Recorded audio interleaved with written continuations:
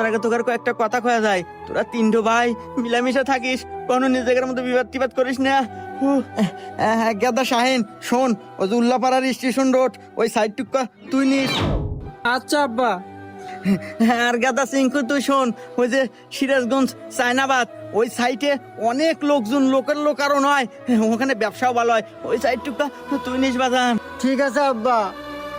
বাজান সোহাগ, তুই তো সবচেয়ে ছোট, ওই যে হাটিকুমরুল একটা নতুন ইন্টারচেঞ্জ হতেছে, অনেক কাস্টমারের খুব চাপ, ওই সাইডটুকু তুই নিস বাজান। ঠিক আছে আব্বা। আরে আব্বা তুমি এনে কোনো টেনশন করো না, তুমি শান্তালে মরো তো। বাহ, কে রে টিঙ্কু, তোর বাপ তো অনেক ভালো মনের মানুষ রে। মরার আগে তিন বেটাক সমান তালের জায়গা তুমি ভাগ করে দিতেছে।